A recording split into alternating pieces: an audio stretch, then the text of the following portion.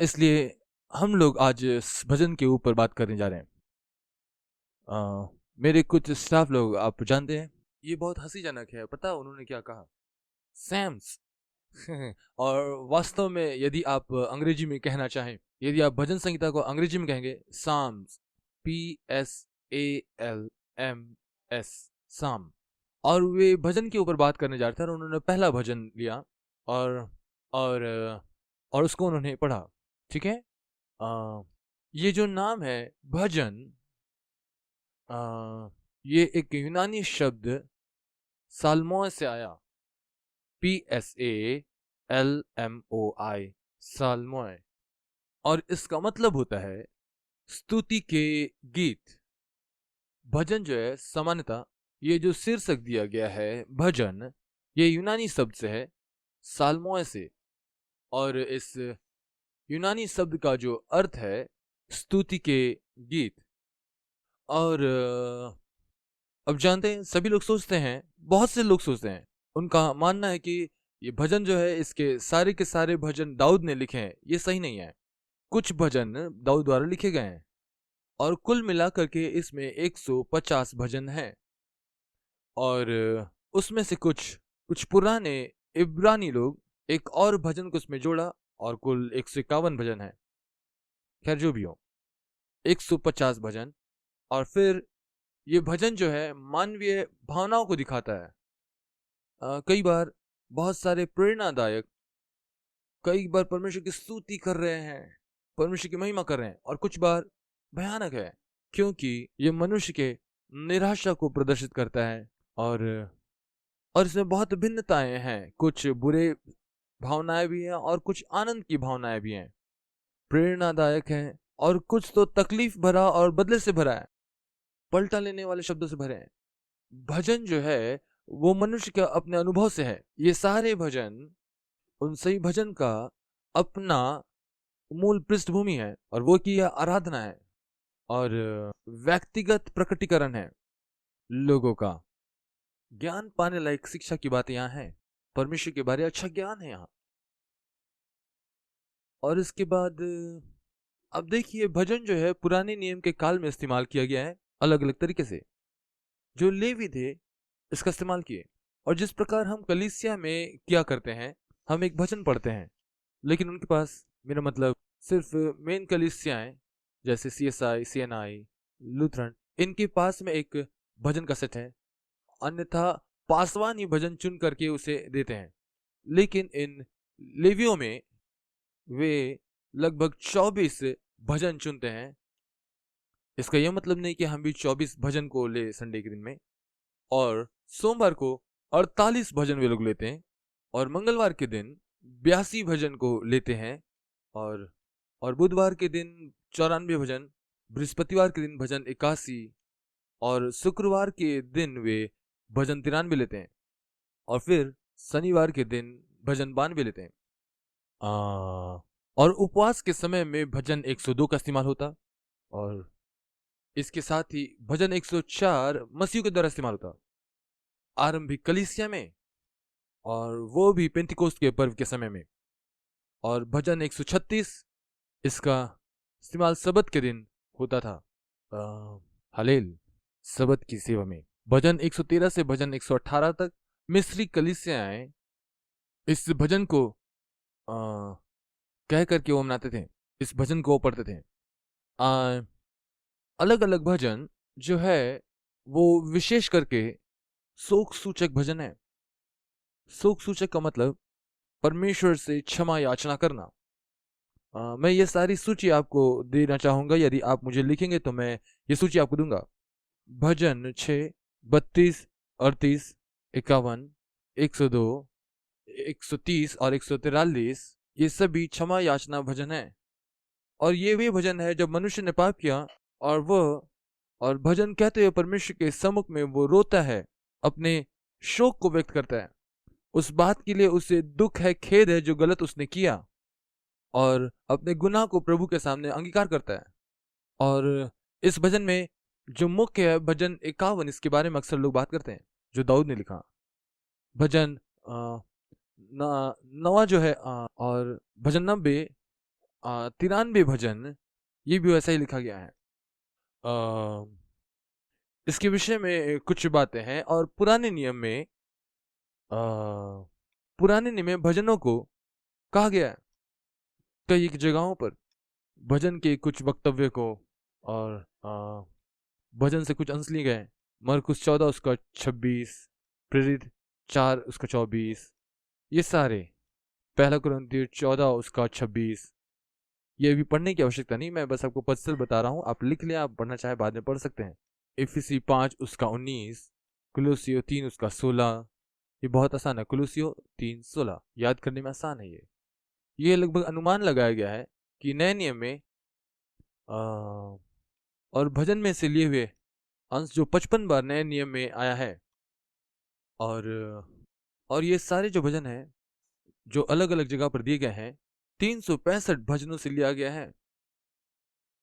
और इसलिए हम जान पाते हैं कि इन भजन का क्या महत्व है, और दोनों के लिए ही, ईसाइयों के लिए भी, यहूदियों के लिए भी।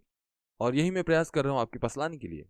और जो भजन है वो बहुत ही महत्वपूर्ण भाग के रूप में लिया गया है इस नए नियम में। और भजन यह जो है ये विभाजित किया गया है 5 किताबों में।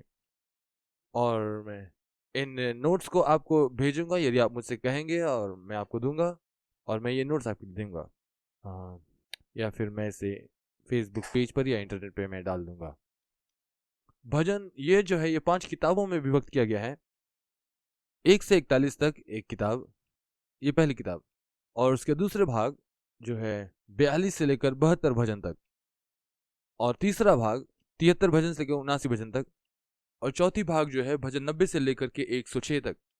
और पांचवी जो भाग है वो भजन 107 से लेकर के भजन 150 तक। हर एक भाग जो है उसका जो अंत है, आप देख सकते हैं उसका अंत जो डॉप्सोलॉजी से है। डॉप्सोलॉजी का मतलब आशीषें। जैसे आप कहते हैं प्रभु यीशु मसीह का अनुग्रह, पिता परमेश्वर का प्रेम, पवित्र आत्मा की सहभागिता, ऐसे ही इसमें से अधिकांशतः मतलब सारे डॉप्सोलॉजी के साथ ही अंत होते हैं, जो इस बात को दिखाता है कि यह अंत हो गया। ये भजन में एक बहुत ही अच्छी बात है। अब घबराए नहीं, हम पूरे के पूरे भजन की किताब को मनन करने नहीं जा रहे हैं, हम एक ही भजन लेंगे और उसके बारे में बात करेंगे। इन 150 भजनों में लगभग 116 अलग अलग लेखक है। हम जानते हैं अच्छी तरह से लेखक कौन है उन 116 भजनों के लिए। उन 150 में से अलग अलग लेखकों ने इसे लिखा। इसमें सिर्फ दाऊद अकेला नहीं है। वे कहते हैं दाऊद का भजन। बहुत सारे लोग जब कभी वो भजन पढ़ते हैं वे ऐसा कहते हैं, दाऊद का भजन, दाऊद का भजन। सारे भजन दाऊद की ओर से नहीं लिखे गए हैं, इस बात को याद रखें। अलग अलग भजन जो है अलग अलग लोगों द्वारा लिखा गया है, लेकिन इसको कोट किया गया है भजनों का। और एक साथ 16 भजनकारों के नाम हैं जिन्होंने इसे लिखा है। और जिनमें नाम नहीं है, और उनमें से वे भजन है 1 और 2, 10, 33। आरंभिक 2 भजन वो परिचय के रूप में है, जो पूरे भजन की किताब का परिचय देता है। खैर जो भी, हम उसमें नहीं जाएंगे, बहुत ज्यादा इन्हें नहीं देखेंगे। कई बार वहां लिखा है गायक दल का अगुआ, इस गीत का रचने वाला। और कुछ भजन गीत होने के लिए बने हैं। और आरंभिक कलीसिया में उन भजनों को वो लिया करते थे, लेकिन भजन और गीत हुआ करते थे। इसलिए हम देखते हैं भजन है और स्तुति के गीत भी है, और गीत बजते थे। ये मसीहों का अभ्यास था। लेकिन आप ध्यान देंगे बहुत सारे स्तुति के जो गीत है वे सब भजन से लिए गए हैं। वो जो गीत आप गाते हैं, और जैसा मैंने कहा हर एक भजन नहीं, और ऐसा नहीं कि सभी भजन बहुत महत्वपूर्ण है। फिर से बता दूं, सभी भजन को दाऊद ने नहीं लिखा। दाऊद ने सारे भजन नहीं लिखे हैं। आप जानते हैं, और अन्य व्यक्ति, और इसमें जरूथिन 39 भी शामिल है, 62 और 76 भजन। यदुतन, हेमन, भजन 88, सुलेमान 77 और 127 भजन, और मूसा उसने भजन 90 लिखा। ईथन ने भजन 89 लिखा और मेरे कज़न ने अपने बच्चे का नाम ईथन रखा। और शायद इस बात को वो कोट कर रहे थे। कोराहाइट्स या कोरावंशी वे लोगों का झुंड हुआ करते थे जो संगीत बनाया करते थे। 42 भजन कोराही ने लिखा, 44 से लेकर के 49 तक, 84 और 85, 87 और 88 आसाप उसने भजन 50, 70, 80 लिखे।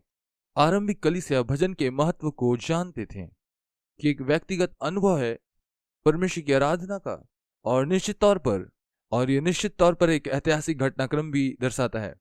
अब कुछ ऐसे भजन हैं जो राजकीय भजन कहलाते हैं, जो राजा के विषय है, राजा के विषय में और राजा से और उसके संबंधियों से संबंधित होता था। और आ, आ, उनमें से कुछ लिटर्जिकल भजन हैं। पवित्र मंदिर में प्रवेश करने से पूर्व वे इन भजनों को गाते हैं और मंदिर में प्रवेश करते हैं। उन थे कलीसिया के लिए। अब देखिए, जब आप कलीसिया आते हैं, एक तैयारी की मानसिकता के साथ में आप आए कि आप आराधना करने जा रहे हैं। जब आप परमेश्वर की आराधना कर रहे हैं, आप पवित्रता के भाव को अनुभव करें। वह तो अद्भुत परमेश्वर है। आपके हृदय में परमेश्वर का भय होना चाहिए।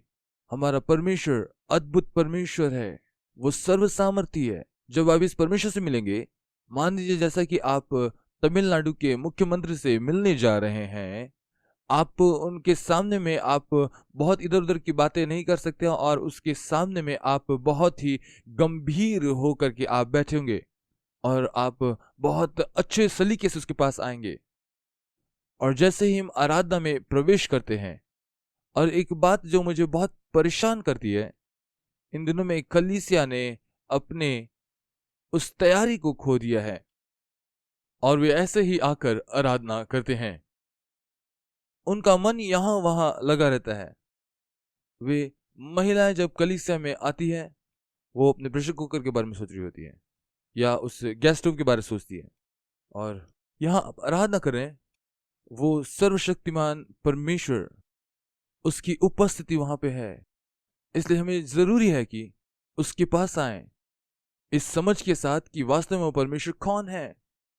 उसका भय हमारे अंदर होना चाहिए और हम जाने कि वो परमेश्वर कितना अद्भुत है। और 45वें भजन में एक राजकीय विवाह के विषय में कहा गया है। और इसके बाद और यहाँ पे निर्देश दिए गए हैं। भजन संहिता 119 में वहां पर निर्देश भरे पड़े हैं परमेश्वर के वचन के बारे में, लेकिन वहां पर ढेर सारे निर्देश हैं। भजन संहिता 89, ये सारे भजन भविष्यवाणी के वचन है जो उत्साह देते हैं। भजन 50, 81 और भजन 91, कुछ भजन ऐसे लगते हैं जो किसी व्यक्ति विशेष से कुछ विशेष काल के लिए संबंधित है। ऐसे भजन जो है वो हमारे लिए अच्छा है पढ़ने के लिए, विशेषकर इस कोरोना काल के दौरान जब आप ये कर रहे हैं। मैं ये सुझाव देना चाहता हूं कि जब हम बातों को देख रहे, हम सारी डिटेल पर नहीं जाएंगे। मैंने इसका अभ्यास किया मेरे जीवन में, और मेरे जीवन में शैतान की ओर से कोई दबाव नहीं रहा, इसके वनस्पति की छुटकारा रहा। कई बार ऐसे तरीके जो महत्वपूर्ण रूप से शैतान हमारे जीवन में आक्रमण करता है, वो हमारी शांति चुराता है। वहां पर आक्रमण करता है कहाँ? आपकी सोच में। यह उसका युद्ध का जगह है, जहां पर वो आपके साथ युद्ध करता है, लगातार युद्ध करता रहता है। आप इसको सुन रहे होंगे, लेकिन ठीक इसी घड़ी में आपके विचार बहुत जगह विचरण कर रहे होंगे। आपके विचारों को कौन परमेश्वर से दूर ले जा रहा है? जब आप परमेश्वर के वचनों को सुन रहे हैं, शैतान ले जा रहा है। शैतान इस घड़ी वो आपके साथ नहीं बैठा, वो एक बार में एक ही जगह पर उपस्थित हो सकता है, लेकिन शैतान वो है जो आपके विचारों पर कब्जा कर लेता है। वो यहाँ वहां भटकते रहता है, उड़ते रहता है इधर उधर, और उसके बाद वो महत्वपूर्ण हो जाता है और वो आपके दिमाग पर कब्जा कर लेता है और परमेश्वर के वचन को दूर करता है। और यही वो करता है। इसलिए जब कभी आप आराधना करते हो और यदि आप सब परमेश्वर के वचन को पढ़ रहे हो, अध्ययन कर रहे हो, आपका मस्तिष्क जो है यहाँ वह भटकेगा। ये जो शैतान के दूत है, दुष्ट आत्मा है, जो शैतानी आत्मा है, वे आके आपको प्रलोभित करते हैं। और दूसरी बात, आपका दिमाग खुद में ही आपको आक्रमण करेगा। वो लगातार आपसे बातें करेगा। देखिए, हर कोई अपने आप से बातें करता है। मुझे कहने दे, मुझे ये करने दो, आओ ना ये करें, और मुझे ये करना है। आप हमेशा अपने आप से बात करते हैं। यदि अपने आप से बात नहीं कर रहे हैं, तब आप सामान्य नहीं है। अधिकांश लोग जब से हम पैदा होते हैं, ये तो हम कुछ होता है आपके अंदर जो आपसे बातें करता है, और वो भी आपको भटकाता है। शैतान और उसके दूत आपको भटकाते हैं। दूसरी बात, और यहां तक कि अभी भी वो दुष्ट आत्मा आकर आपसे कहेगा, वो आपके भीतर तो नहीं आ सकता क्योंकि यीशु आपके भीतर है। वो आपके कानों के पास आकर के कहेगा। जितने ज्यादा तुम सुनोगे उन शैतानी शब्दों को या शैतान के दूतों की बातों को, वो आपको निराश करेगी, वे आपको नीचे ले जाएगी। वो सारे प्रकार के कार्य करेगा आपको गिराने का। उसका उद्देश्य यह है कि वो आपके जीवन की शांति को बिगाड़े। सभी मसीही जिनके पास शांति है और इस समझ से प्रकट होती है, हालेलुया, आपके जीवन में शांति है, और जो शांति आपके पास है वो समझ लेकर आती है। प्रभु का आनंद आपका बल है। प्रभु में आनंद मनाएं। मैं फिर कहता हूं, प्रभु में आनंदित हो, क्योंकि आप एक उद्धार पाए व्यक्ति हैं। आपके दूसरे जन्म में जबकि आप एक उद्धार पाए व्यक्ति हो गए, अब आपके हृदय में वो शांति है, आपके हृदय में प्रेम है। जब पवित्र आत्मा आप में आता है, तब आत्मा के फल आप में लगते हैं और वो आपके जीवन में होता है। अब यह आपके ऊपर निर्भर करता है कि आप उसे ले अपने जीवन में ग्रहण करें और उसे अपनाएं और फिर उसका अभ्यास करें। और यहीं पर मसीह गलत करते हैं। और क्या होता है कि वो आक्रमण करता है। और इस घड़ी भी जबकि आप मुझे सुन रहे हैं, मेरे प्रचार को सुन रहे हैं, इस घड़ी भी आपके कानों में ना जाने कितनी सारी बातों को कह रहा है, और आप भी अपने आप से बातें कर रहे हैं, और ये संसार भी कह रहा है। और फिर अचानक आप हल्ला गुल्ला सुनते हैं, और तब आप सोचेंगे कि किस प्रकार का हल्ला था, और पता चलेगा कि आप रेडियो से कोई गीत सुन रहे हैं।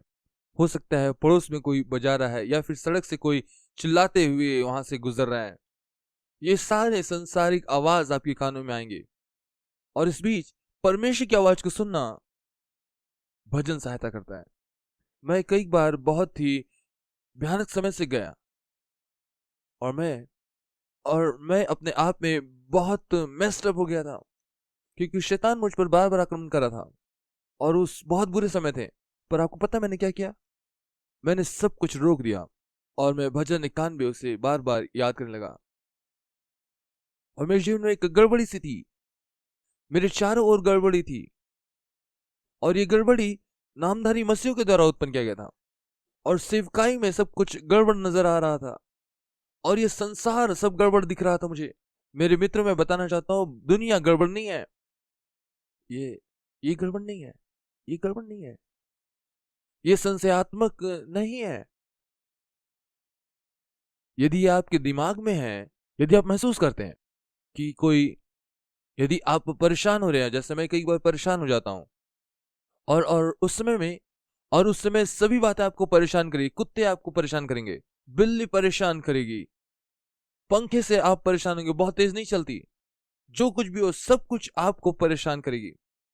और उस प्रकार के समय में, ये सब होने के बावजूद भी, मैं आपको चुनौती देता हूं, आप कोशिश करें। इसके बावजूद भी, जबकि आपके विचार जहां जा रहे हो आप उसे जाने दें, परमेश्वर के वचन में आप वापस आ जाइए, वचन की घोषणा करें, और आप जय पाएंगे। क्योंकि आपका शत्रु शैतान, वो आपको गड़बड़ी में डालना चाहता है। लेकिन आप ऐसा व्यक्ति बने जो प्रभु की उपस्थिति में सदा आनंद मनाता हो, और उस शांति को धारण करे जो समझ लेकर आता है। और आप उठते हैं, और आप बहुत क्रोधित हो जाते हैं, आप निराश हो जाते हैं, आप हतोत्साह हो जाते हैं, आप भयभीत हो जाते हैं। क्यों? क्योंकि जो विचार आपके मन में है वे परमेश्वर की ओर से नहीं है। याद रखिए, जो विचार है वो शैतान की ओर से है। और इसके लिए आप घोषणा कीजिए कि आप मसीह यीशु में कौन है। आप मसीह यीशु में कौन है? देखिए, बहुत सारे लोग कहते हैं आप कर सकते हैं। नहीं, मुझे कहने दीजिए, मैं कुछ भी नहीं कर सकता, क्योंकि पौलुस कहता है मैं कुछ नहीं कर सकता। बिना परमेश्वर के। परमेश्वर के बिना आप कुछ नहीं कर सकते।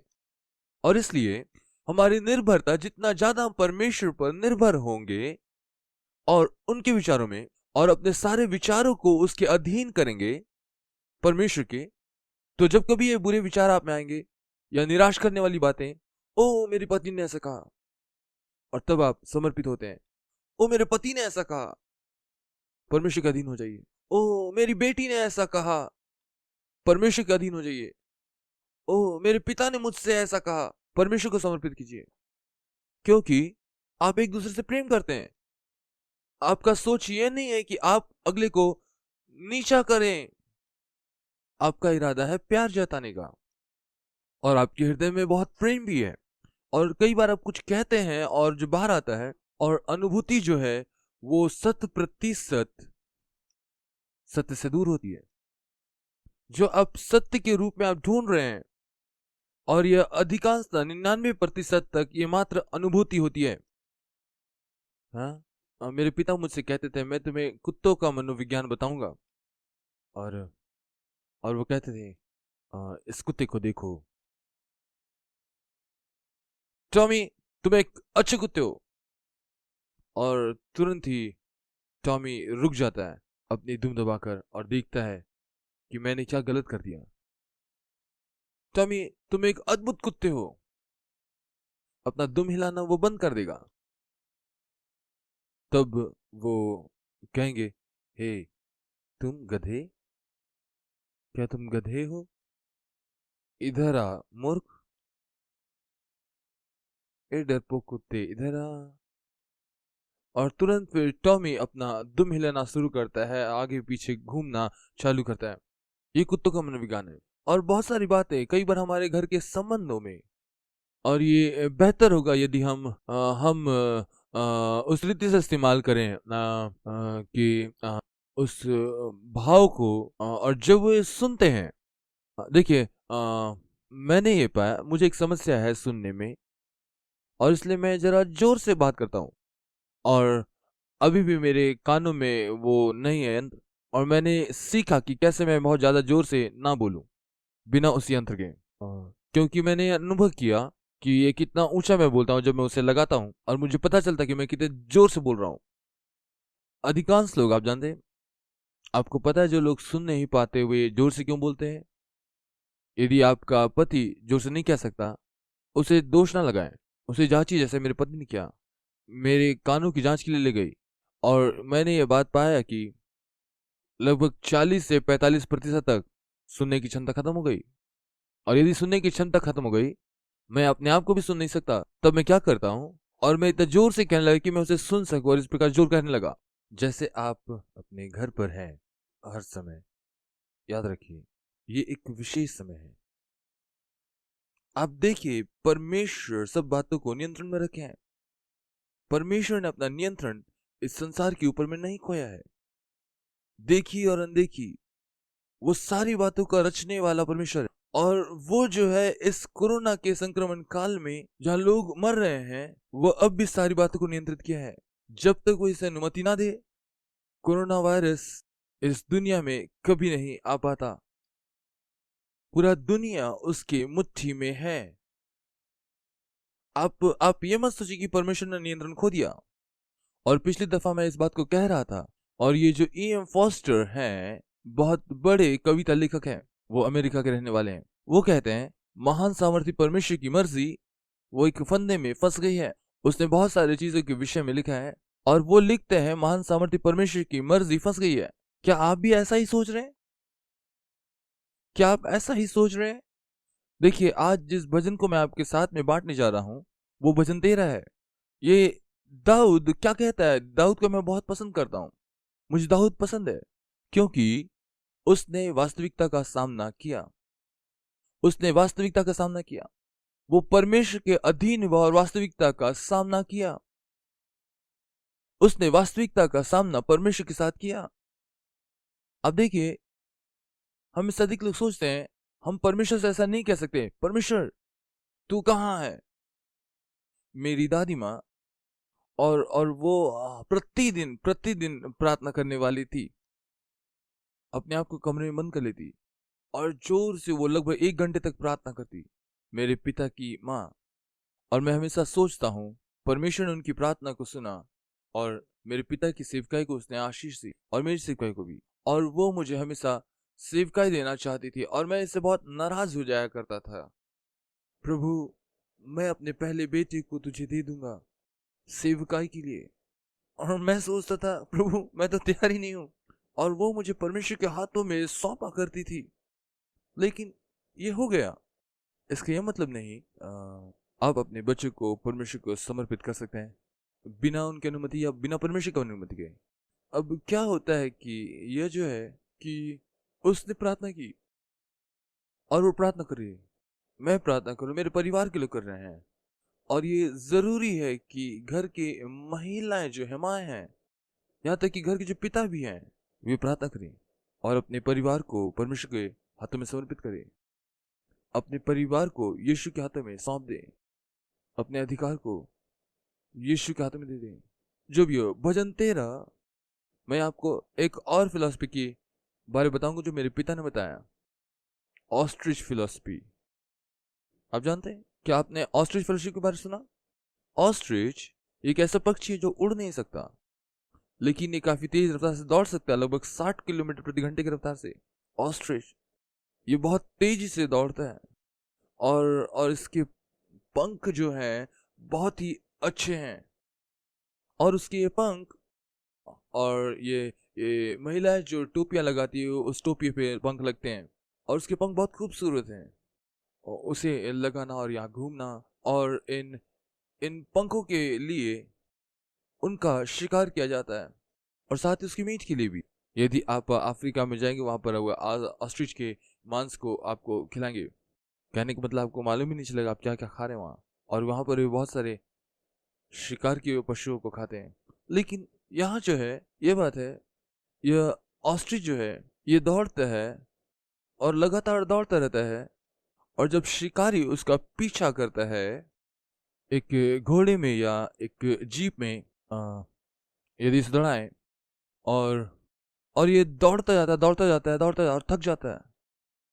और जब ये थक जाता है और तब ये क्या करता है, साधारणतः यह मरुभूमि वाले स्थानों में पाया जाता है, सूखे क्षेत्र में। तब क्या होता है, ये जो ऑस्ट्रिच है अपने सर को मिट्टी में डालेगा या बालू के नीचे। और चूंकि ये देख नहीं पाता इस स्थिति में, और वो सोचता है कि शिकारी गायब हो गया। और ये ऑस्ट्रिच की सोच है।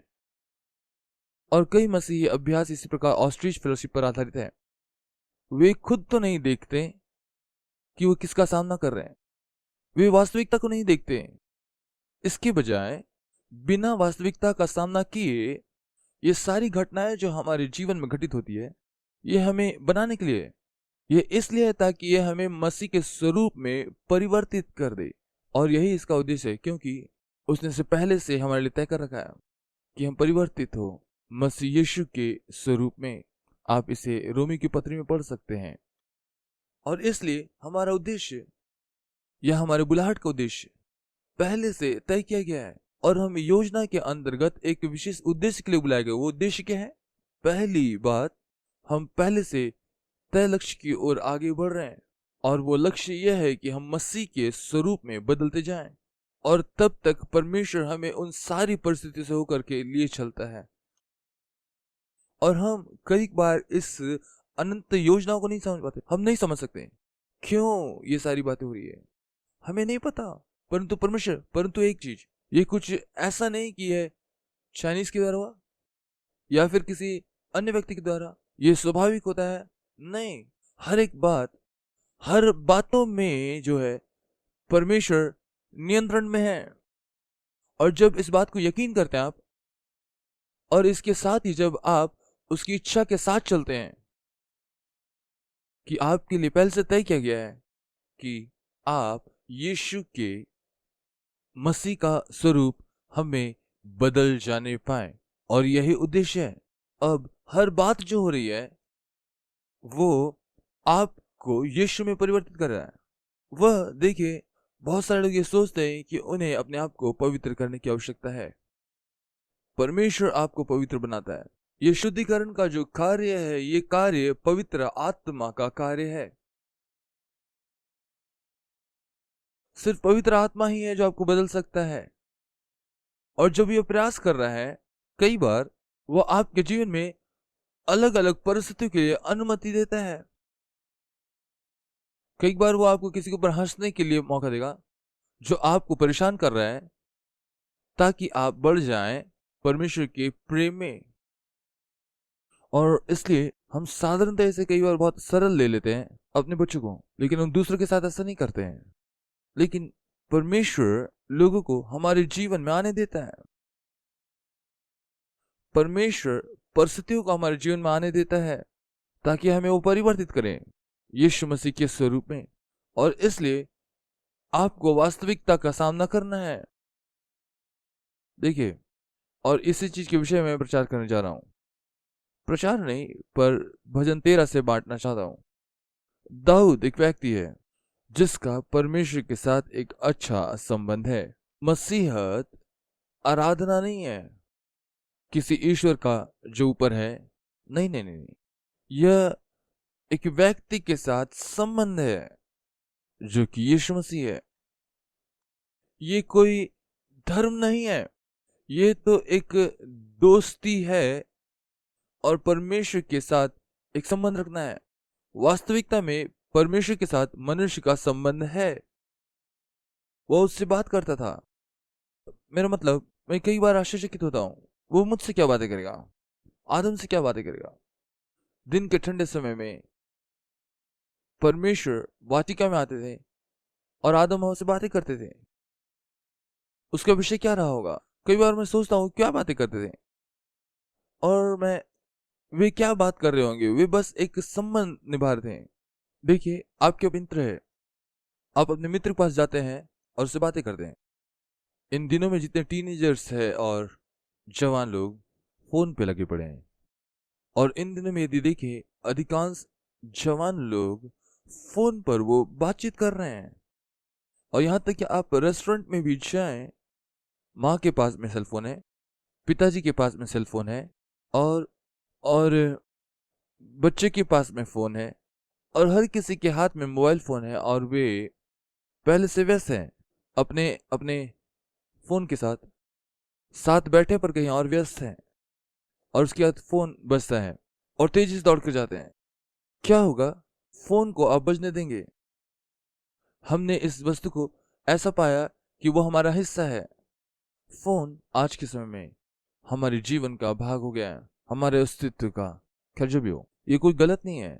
हो सकता कोई महत्वपूर्ण कॉल हो जो आपके पास आने वाला है, और हो सकता शायद आप इसलिए आप उसे सुन रहे होंगे।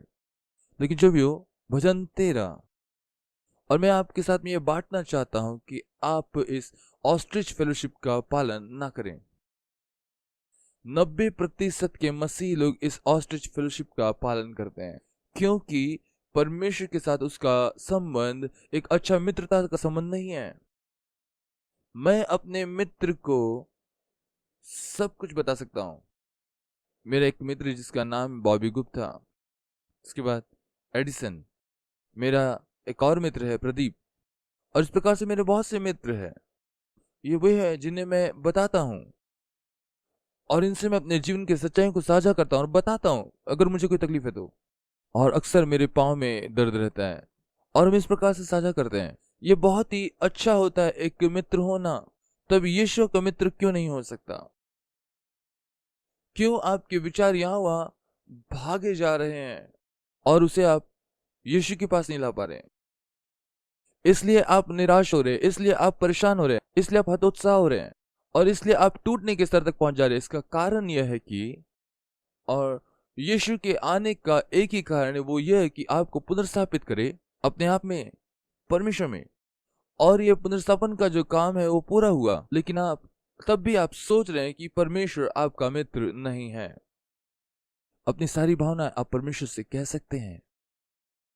कॉलेज में मैंने ये सीखा, इसे प्रार्थना के रूप में करें। और बहुत से लोग सोचते हैं कि प्रार्थना जो है, अब जानते हैं, अलग करना है, और इसलिए मैं किसी कमरे में चले जाऊं और बंद कर दूं अपने आप को और प्रार्थना करूं। हाँ, इस प्रकार की प्रार्थना है, ये एक प्रकार की प्रार्थना है, लेकिन प्रार्थना हमारा जीवन शैली होने पाए। प्रार्थना एक ऐसी बात है जिसके द्वारा आप लगातार परमेश्वर से बातचीत कर सकते हैं। मेरा पति मुझे परेशान कर रहा है। हाँ, वो हमेशा ऑफिस जाया करता था, लेकिन इस घड़ी वो घर पर बैठा हुआ और साथ में और मुझे परेशान कर रहा है और कह रहा है क्यों तुम ये कर रही हो, क्यों तुम ये कर रही हो। हाँ, इसके बाद पति कहता है, प्रभु मैं बहुत ही शांतिपूर्ण तरीके से घर में रहता हूँ, मुझे पता भी नहीं कि घर पर क्या हुआ है, लेकिन आज मेरी पत्नी ने मुझसे कहा कि बर्तन धो या ये करो, वो काम पूरा करके दो। मेरी पत्नी मुझे किचन में जाने देती, ये अलग बात है। और मुख्य बात यह है कि वो मुझे हमेशा परेशान करती, ये मत करो, वो मत करो, ऐसे मत करो। नहीं, शैतान आकर के आपसे कहता है तुम क्यों ये कर रहे हो, तुम अपनी माँ की नहीं सुनते। मैं हमेशा अपने बच्चे से कहता हूँ, जब कभी आप बुलाते हैं मनु, और मुझे ऐसा लगता है कि मेरी माँ मुझे बुला रही है, जैसे मैं छोटा था, और जब कभी मैं छोटे में गड़बड़ करता था, मेरी माँ ऐसी ही मुझे बुलाया करती थी। ओह, मैं कांप जाता था, बिना कुछ गलती किए ही मुझे दोषीपन लगता था। मेरी माँ की वो दोष लगाने वाली आवाज ही थी, मनु। वह वो बात मुझे हमेशा भीतर से डरा देता था। लेकिन जब परमेश्वर आपका मित्र होता है, जब आपकी माँ आपके मित्र बन जाती है, जब आपकी पत्नी आपका मित्र बन जाता है और उस पर भरोसा रखते हैं, मनो, इसका कोई मतलब नहीं होता ये चाहे वो, इसका मतलब है ये बस प्रेम है, क्योंकि आप आश्वस्त हैं कि आपकी पत्नी आपसे प्यार करती है। आप इस बात से आश्वस्त हैं आपका पति आपसे प्यार करता है। आप इस बात से आश्वस्त हैं कि आपके पिता आपसे प्रेम करते हैं। हो सकता है उसको सर में दर्द है या कुछ ऑफिस की कुछ बात है, पर इसका ये मतलब नहीं उस वजह से आपका संबंध उसके साथ खराब हो गया। और यही संबंध परमेश्वर आपके जीवन में बना रहा है। हर एक बातें मिलकर भलाई को उत्पन्न करती जो उससे प्रेम करते हैं, और यही बात होती है। और ये सारी बातें मिल करके, और जैसे आप परमेश्वर के साथ चलते हैं और सारी बातों के बीच में अपने आप को उसके अधीन करते हैं, और यहीं पर वो युद्ध है, ये आपके सिर में हो रहा है, और वो युद्ध आपके भीतर आपके सर में कहीं हो रहा है। इस घड़ी जब आप मेरे संदेश को सुन रहे तब भी वो युद्ध जारी है। भूतकाल से भय खिलाती है, आपको भविष्य के जीवन से चिंतित करता है। यदि कोरोना से मैं मर जाऊं तो क्या होगा, तो क्या हुआ, आप सड़ जाएंगे। मेरा परमेश्वर मेरे साथ में है, मेरा मित्र मेरे साथ चल रहा है, वो मेरे साथ चलता है और मुझसे बातें करता है, वो मेरे साथ साथ चलता है। वो जीवन मुझ में, क्योंकि मसीह मुझ में जीवित है। सो आइए हम चले इस भजन में। ये भजन दाऊद का भजन है, और ये गायक दल के अगुवे को दिया गया है, और शायद ये जो गीत है गाया गया है, और इसकी जो धुन है वो गायक दल के अगुवे ने बनाया है। दाऊद के पास एक गायक दल था, हमारे पास गायक दल का अगुवा नहीं है। पास्टर के पास होते हैं, लेकिन हमारे पास वो गायक दल शायद नहीं है। और खैर कुछ भी हो, दाऊद ने इसे गायक दल के अगुवे को दिया, और यह एक कविता के समान है। यह कुछ ऐसा है, और उस समय में वो परमेश्वर के साथ अपने संबंध के विषय में सोच रहा था। अब दाऊद वास्तविकता का सामना किया, जैसा कि मैंने आपको बताया। जब आप सच का सामना करेंगे, जो कुछ भी आपके साथ हो रहा है इस समय में, और आप जानते हैं ओह परमेश्वर की स्तुति, परमेश्वर की स्तुति, परमेश्वर की स्तुति हो, ओ प्रभु मुझे जय दीजिए। मेरे जीवन में बहुत अच्छे टीचर लोग रहे हैं, मैं शिक्षकों को देखता हूं अपने जीवन में। कुछ ऐसे भी लोग होते हैं जो शिक्षक की जरूरत महसूस ही नहीं करते, उन्हें लगता है वो सब कुछ जानते हैं। सबसे मूर्ख बात परमेश्वर के राज्य में वो यह है कि मसीह की देह में कुछ शिक्षक हैं, और कुछ अगुवे हैं, बिशप हैं, कुछ लोग पास्टर हैं। ये सारे लोग मिलकर के एक साथ काम करते हैं। ये कोई पदवी नहीं है जो कि इन लोगों को दिया गया कलीसिया के अंदर। ये कुछ ऐसा नहीं कि आप प्रभु के करीब है या दूर है और ये आपको दिया गया है। ये मसीह की देह के लिए है ताकि वो बढ़े। ये आपके लिए है ताकि आप मसीह में बढ़े, ताकि आप मसीह के स्वरूप में परिवर्तित हो जाएं। क्या हुआ इस व्यक्ति को? डॉक्टर सैम कम्बलेस, और वे परमेश्वर के बहुत ही महान जन थे, बहुत अच्छे प्रचार करते थे, बहुत प्यारा उसका आवाज था। मैं वहाँ जाया करता था और एक दिन मैंने उससे कहा, मैं एक जवान था, टीनेजर था, और मैंने उससे कहा, पास्टर बहुत सारे बुरे सोच मुझे आते हैं, और मुझे ऐसे सोच आते हैं जो बुरे हैं, बहुत खराब है, मैं क्या करूं?